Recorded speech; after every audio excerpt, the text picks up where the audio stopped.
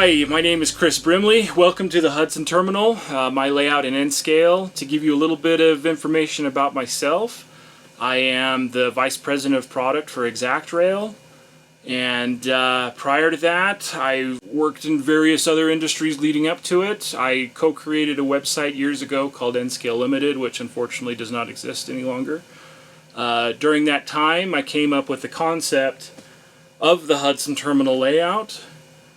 Initially, I was just building structures which had no home except to go on a shelf, and I got bored with doing that and wanted a layout. So at the place I was living at the time, I had limited space, and so the Hudson Terminal size is a whopping 13 inches by 7 feet. If I could have gone bigger, I would have, but this is all I could muster in this space. Originally it was built over the top of a desk, and then I had a door that would swing out, and all of that limited its size. So the Hudson Terminal is a fictional subsidiary of the New York Central Railroad, based in 1955 Manhattan. It's not set in a specific location of Manhattan where it's inspired from multiple locations within Manhattan. So large portions of the layout are taken from the Baltimore and Ohio 26th Street Yard, the Erie 28th Street Yard, and then the Brooklyn Eastern Dock Fulton Terminal in Brooklyn. With it being a fictional layout, even though it is based on a specific location, I picked structures that are based on prototypes but aren't necessarily at the location where the layout is based. I picked 1955 for kind of a silly reason, and it's because that's the year Marty McFly goes back in time in Back to the Future. The theme and location of the layout I selected because it originated from a picture my wife bought me years ago, which unfortunately I don't have anymore, of the New York Central Railroad. It was actually the photo was in Chicago, not New York. It's a pretty well-known photo. You've got the Dreyfus J3A Hudson, and you have an E7 and a few other locomotives at the front on passenger trains, and then you've got the Chicago Board of Trade up in the background. So I fell in love with that. Well, I fell in love with the New York Central, I should say. Originally, I was just creating a fictional city entirely called Hudson. And then I decided, I'll just incorporate it and just be a fictional location within Manhattan. And that seemed to work out for me better.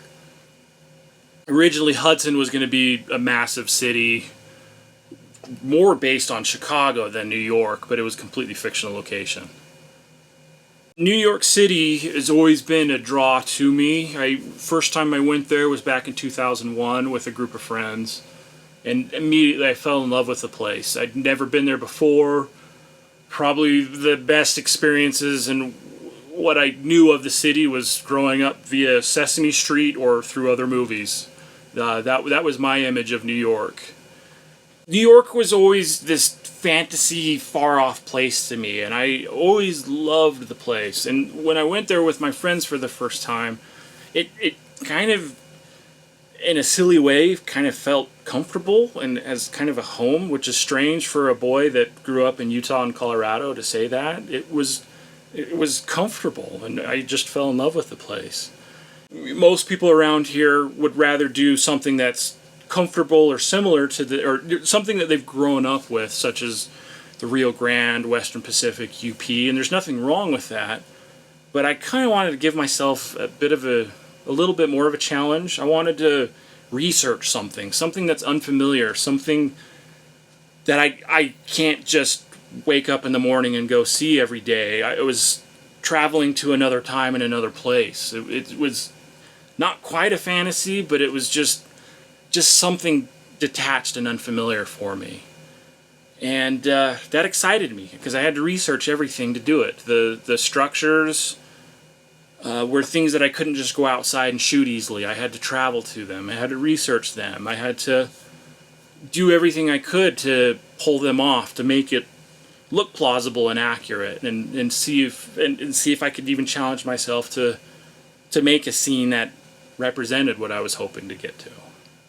And the result is the little shelf that I've got right now.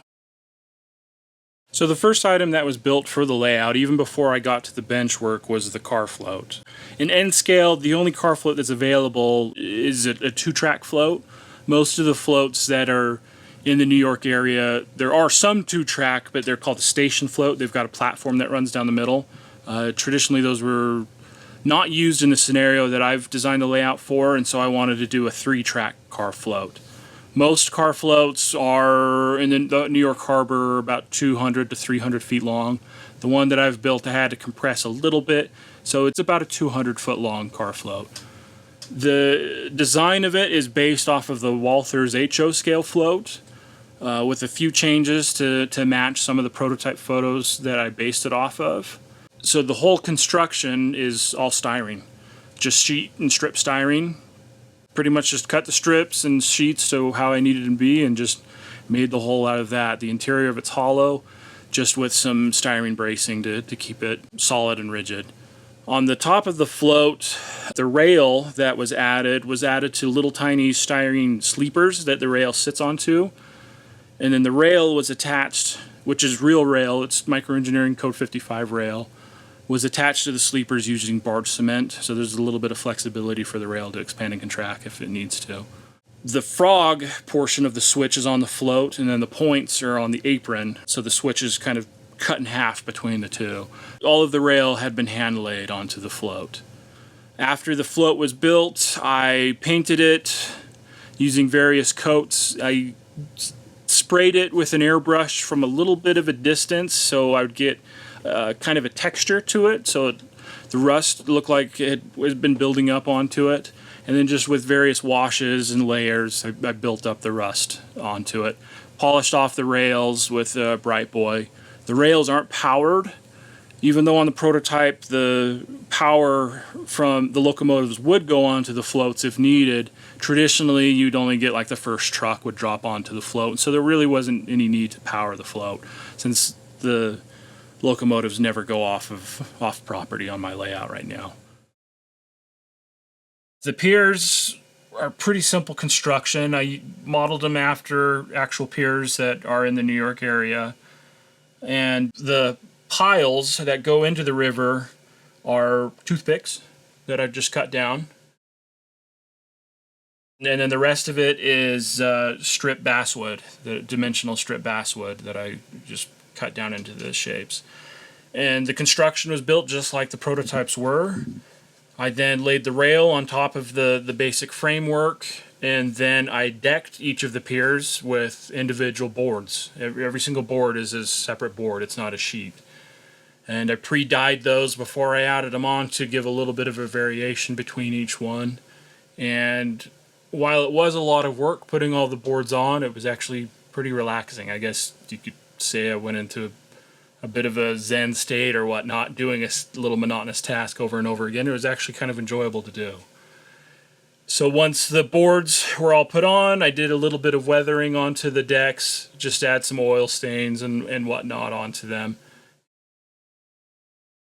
So the first structure that was built on the layout was the Union Fruit Company, which goes onto the pier yard. The structure is actually based off of 2 prototype structures. What I call kind of the head house to the pier is based off of New York Central's ferry terminal that was on Manhattan. I just took that as inspiration and kind of did my own little thing with it, because it's a shallow structure. It's only about 1.5 inches deep. It's just a flat against the skyboard. The working portion of the pier, which comes out over the water where the ships would pull up to and dock, is based off of a pier in New York, which I cannot for the life of me remember which pier it was, but it was sheet metal that covered it, and it was a heavily rusted structure, and I really liked that style of structure, just this weather-beaten, salt-worn structure sticking out into the water. And so what the Union Fruit Company is, it's fruit that's imported. A lot of times banana boats come up from Brazil and other locations in South America and Central America would come up, offload, and it gets loaded into reefers and then goes off to points west.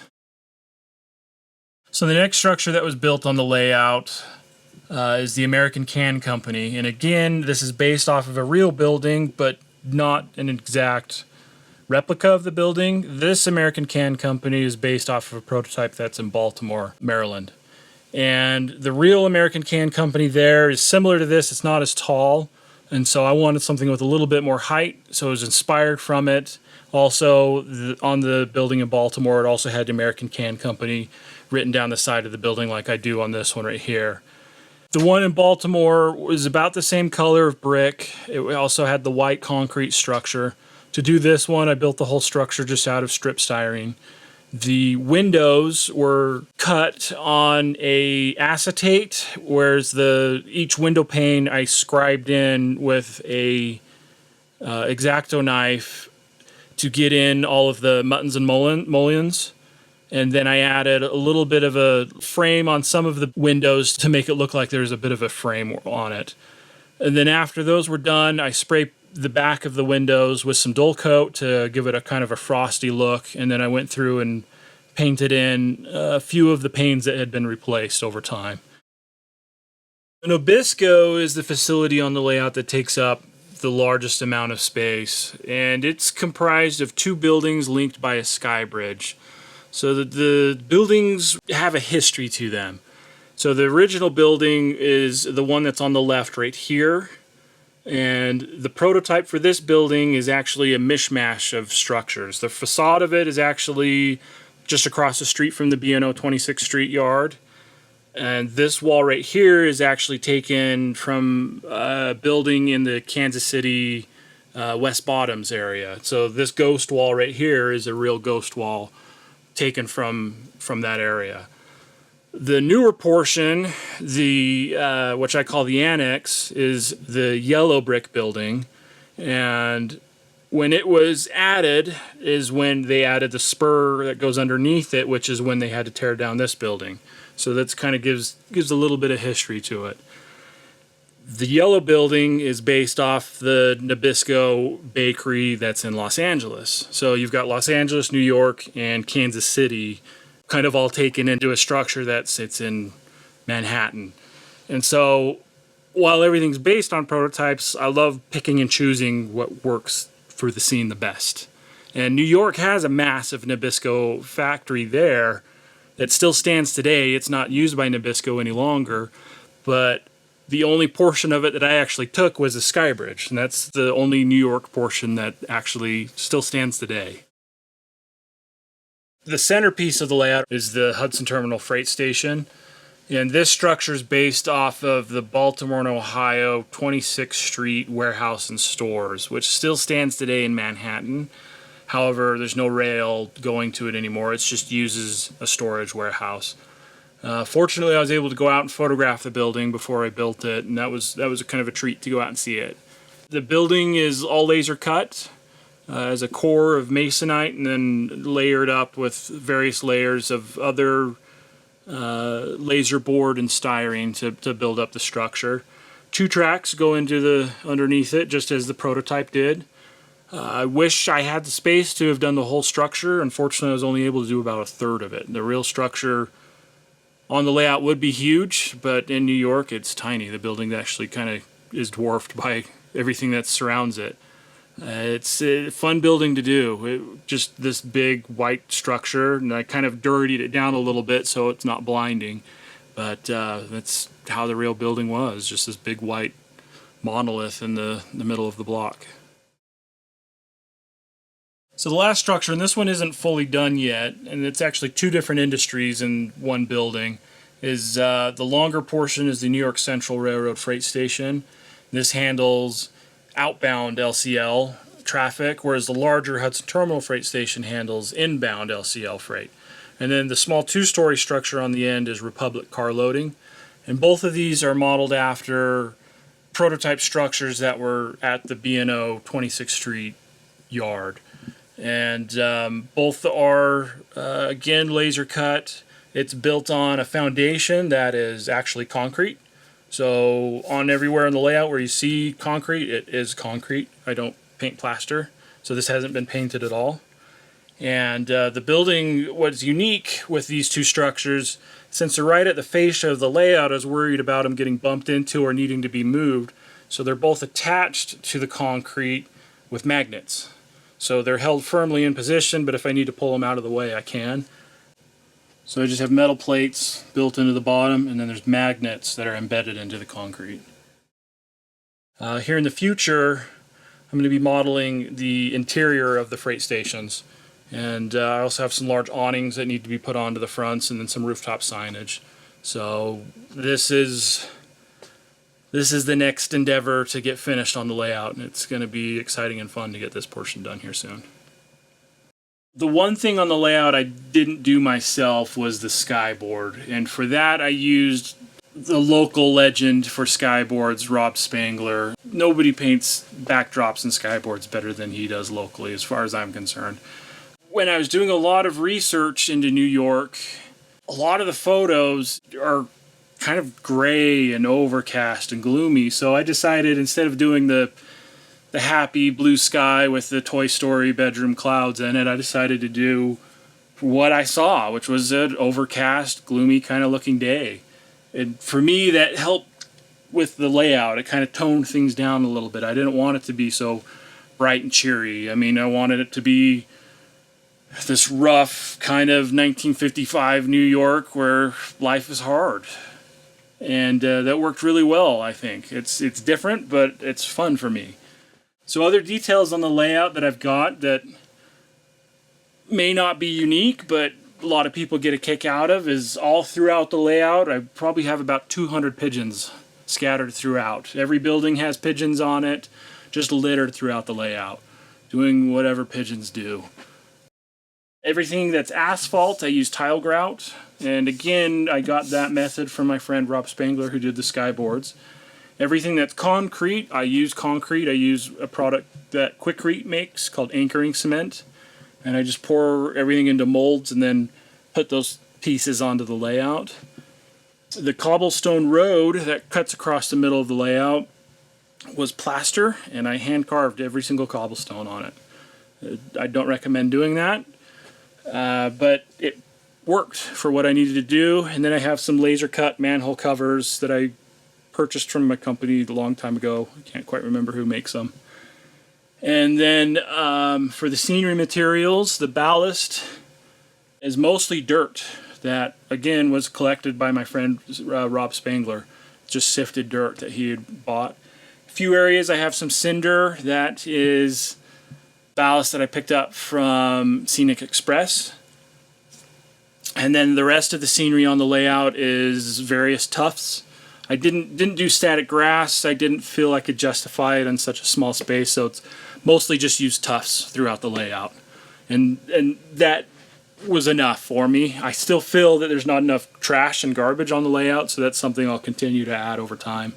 And a few stray animals and whatnot. But as the time goes by, I'll add more and more of those details to it. Use car cards and waybills to manage the car flow on the layout itself. I have locations for each of the industries, and then for the 3 tracks on the pier yard of the layout. For what's on the float, the operator just has a packet where they can put the car cards and waybills into that. For managing the flow on the layout, everything is manual throws off of the fascia, and I just have little knobs that are connected to wires which run to Blue Point switch machines. They're just a manual switch machine. They were the third thing that I had tried. I did 2 different versions of my own design which were trash, and so the third time is the charm, and I used the Blue Points, and those worked really well for the situation on my layout. They're nice, they're shallow, and do a great job with throwing the switches. All of the cars that arrive onto the layout come via the car float.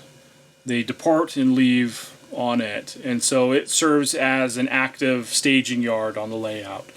And to keep the cars and everything contained on the layout, I built drawers into the bottom that go underneath, which keep all the cars stored in just right here, readily available to be sorted on and off of from the car float.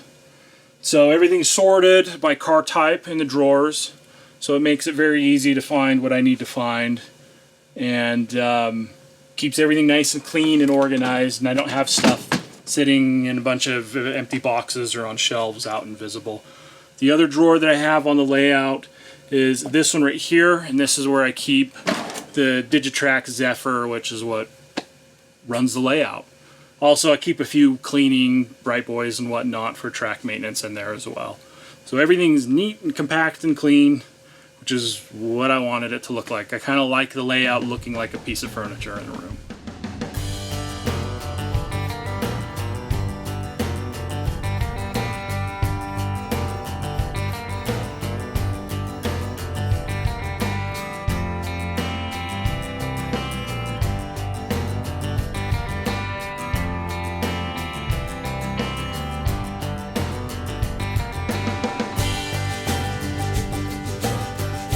Well, thank you for visiting the Hudson Terminal. Hopefully what you've seen has been enjoyable to you.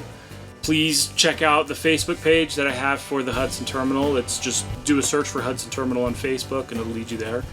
Hopefully with what I've shown you here and then what you see on my Facebook page, you'll realize you don't need a lot of space to have fun with friends. And if you want to run long coal trains, it's great to work your way up to that. But right now, if you don't, build something, even if it's a module, but just a small shelf layout is great fun to have, and involve your friends.